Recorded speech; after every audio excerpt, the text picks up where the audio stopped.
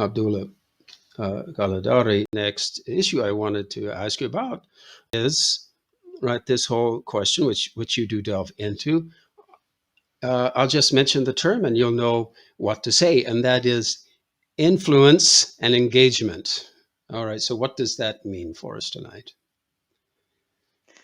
Well, that's a big question, and Mhm. I think really those terms have had a negative connotation within Islamic studies and Quranic studies, especially because how it was used by scholars in the past, many with Orientalist twists, if you like, Mhm. because many Quranic scholars in the past they basically hypothesized that the Quran or Muhammad basically were influenced by Judeo-Christian traditions.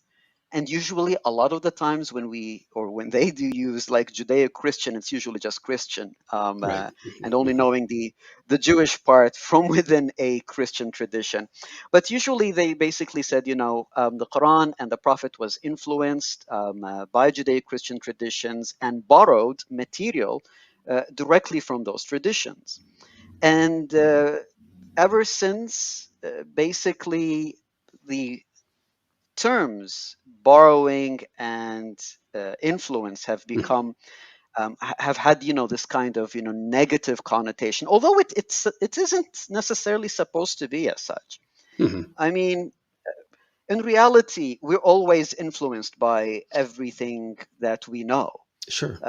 We're influenced by our environment, and so influence itself isn't really a negative thing. Mhm. So I'm obviously when anybody does any research, we're all influenced by Mhm. our the knowledge that we have and things like that. So influence itself isn't in itself negative, but because of how it was used historically by some Mhm. of the scholars, basically had this kind of negative connotation to it. Right. And I think it's true with many other terms in modern times, where basically some people might consider or interpret as perhaps like racist if someone uses it, even though the term itself is not in itself racist, but because of how it was used in the past Mhm. historically, it does have this kind of Mhm. racist Yes. connotation with it. Mhm. So scholars today, I think in Quranic studies, the way I like to use it is engagement. The Quran basically engages with because it's not simply it's not simply borrowing stuff, Mhm. but it's actually actively engaging.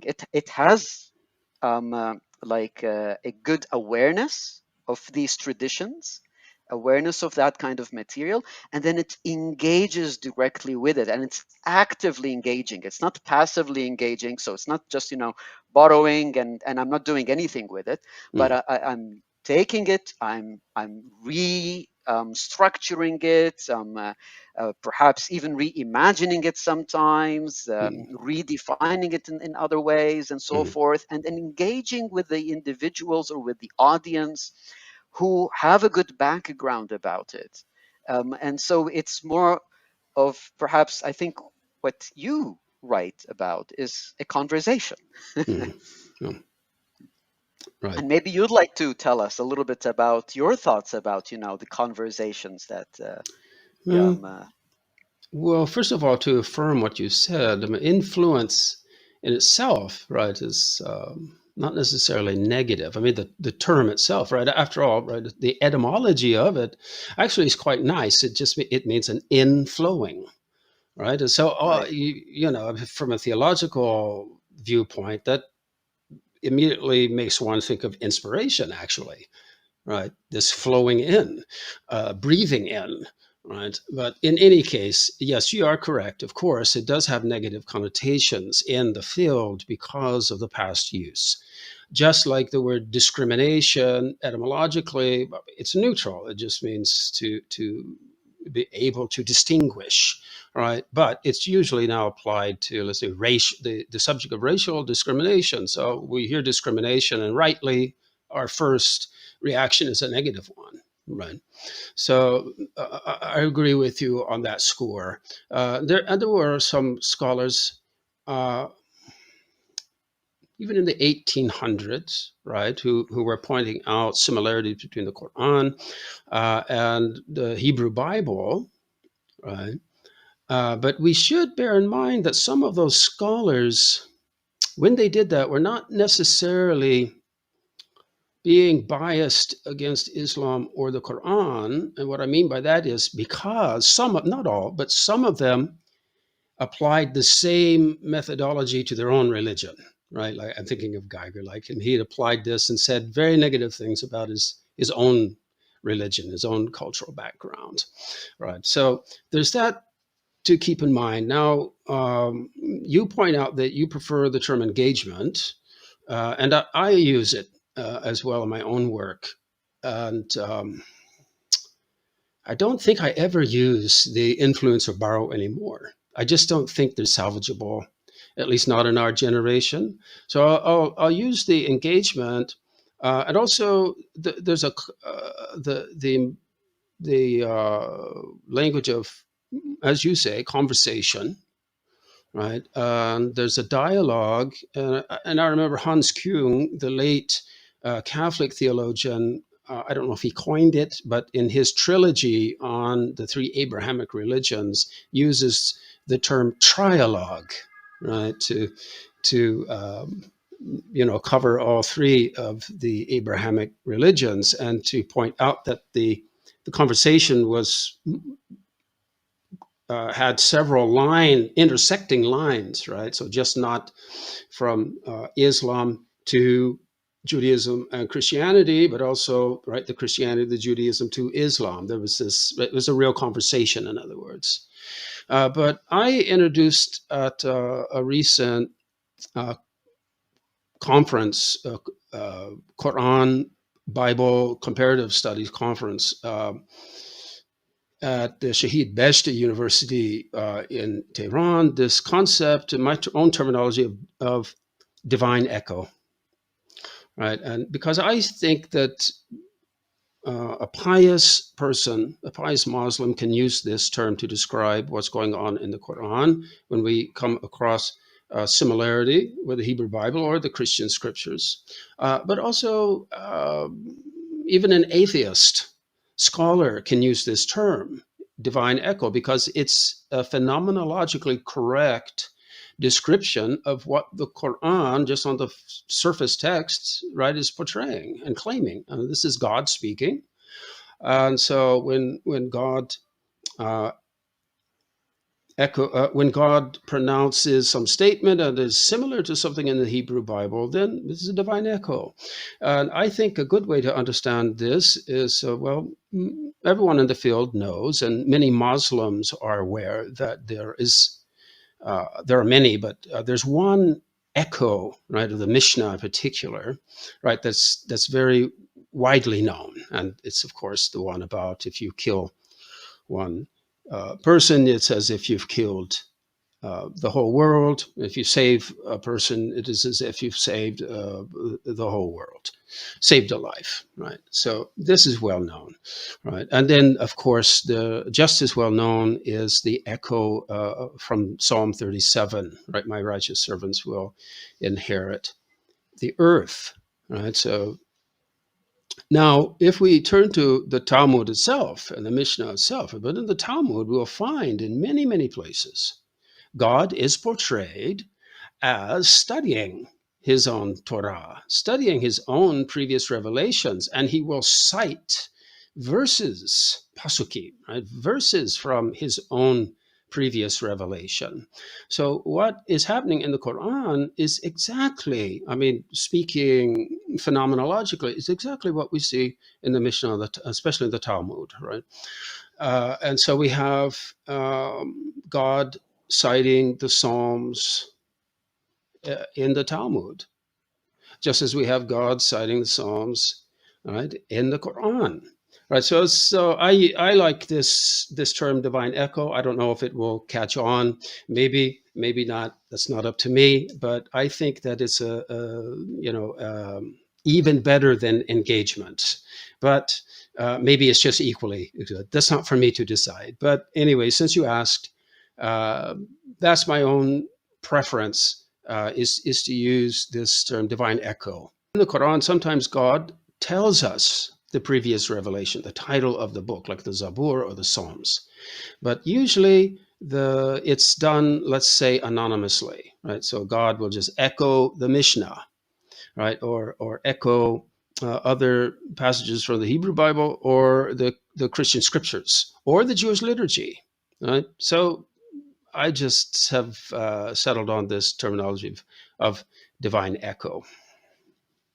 So, Yeah, I mean, the Quran doesn't do things any differently than how perhaps like other books of the Hebrew Bible also perhaps alludes to or sometimes cites like other books of the Hebrew Bible, or even how the New Testament also mm, alludes to books in the Hebrew Bible or in the Jewish tradition and so mm, forth. So the Quran isn't making anything differently. So mm, I don't think the way that perhaps some of the previous scholars of Quranic studies use the words borrowing, because if we're going to use borrowing, then the book of Isaiah basically does something very, very similar. mm, The Gospels do something very, very similar.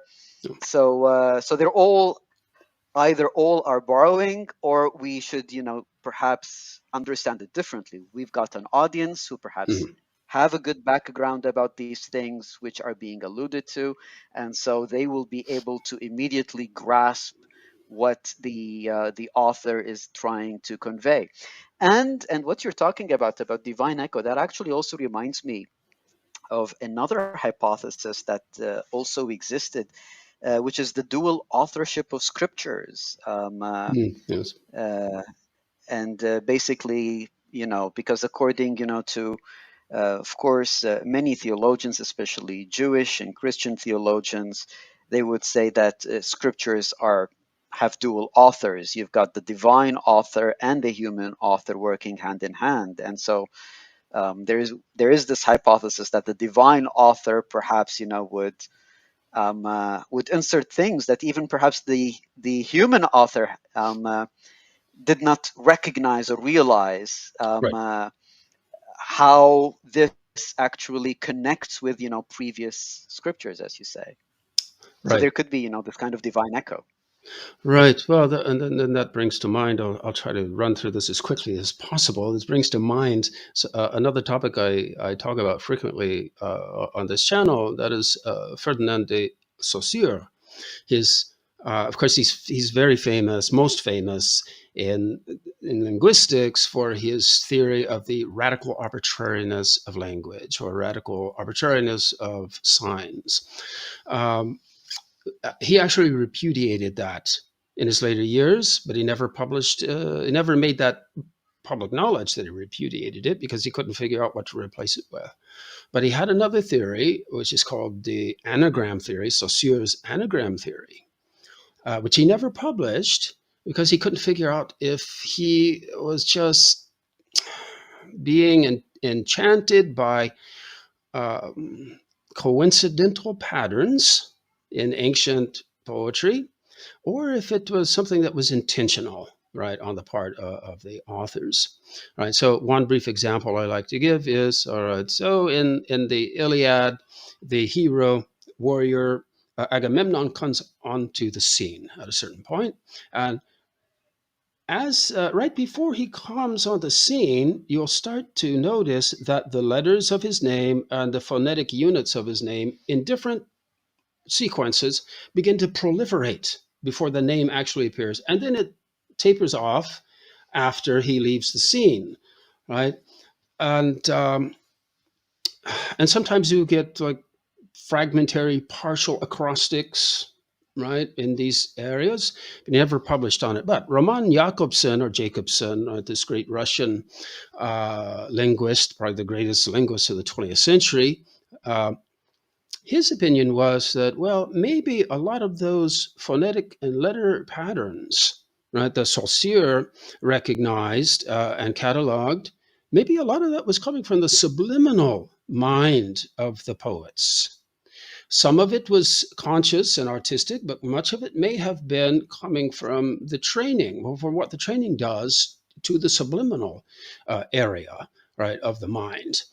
And I think Jacobson may have gone overboard and stressed that too much, but I think it's a combination. I think that's the best way to understand this cognitively and scientifically, because we do have, and Jacobson, told us about many poets, especially Russian poets. Later on, these poets would look at the work that they had composed decades before, and they would start to see all of these patterns, these intricate, astounding phonetic patterns in their poetry that they were not consciously aware of when they wrote the poems.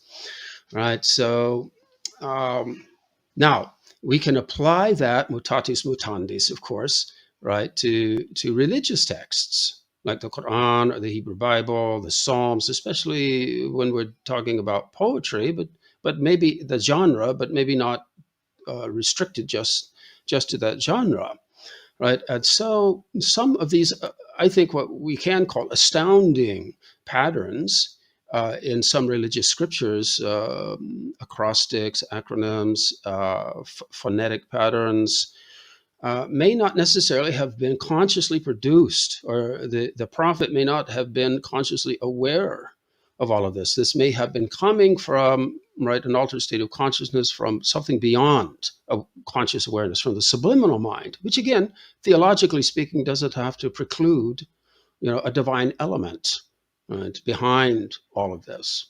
So Yes, I fully agree with your assessment here.